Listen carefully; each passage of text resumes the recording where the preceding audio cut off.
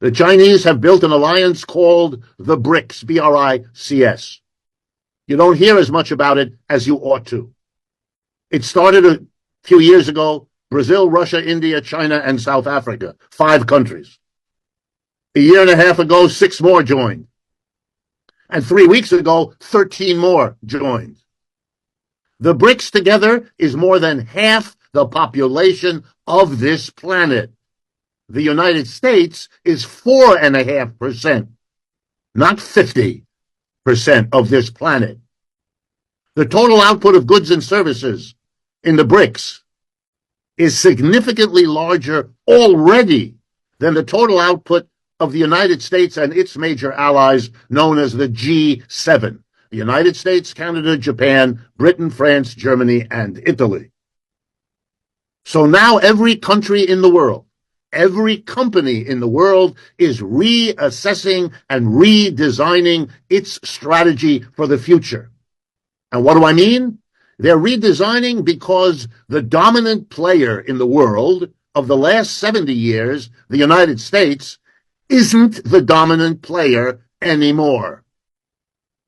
There is a bigger player, richer player in the BRICS, which means if you're going to build a railroad in your country, you don't just go to Washington or London or Paris. You may go to them, but you're going to ask them what offer they can make, and then you're going to compare it to what you can get from Beijing, New Delhi, and Sao Paulo. And in case after case, the choice is made to go with the BRICS, not the West. So what do I mean? I mean to tell you all that if you ask me to tell you what is the biggest reality we now have to face, it's the end of the American empire. What we inherited from the British, because they had the last empire before this one, is now over, and there is zero chance it's coming back.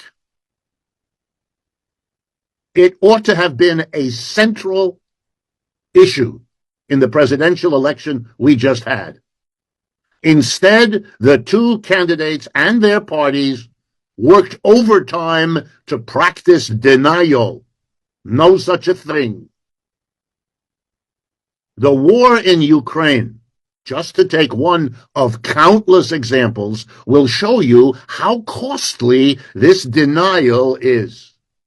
When the war begins in February of 2022, President Biden told us, along with all of his officials, Russia would be brought to its knees. The Russian currency, the ruble, would collapse. The entire West would side with Ukraine against the Russian invasion and would defeat the Russians. None of that happened. Every part of that prediction proved false. Why? Because the way Russia was to be brought to its knees was by denying the market for Russian oil and gas, whose export the Russians depend on. It's a major industry for them. And they exported all of that energy to Western Europe. When the Western Europeans, under pressure from the United States, closed their markets to Russia, the expectation was that Russia would collapse.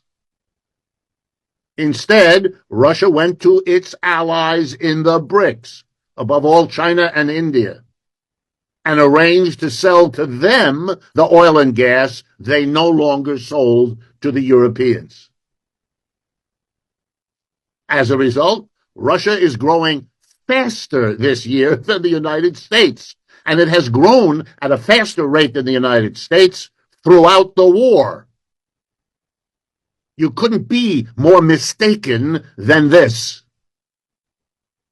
That's what it means if you deny a reality.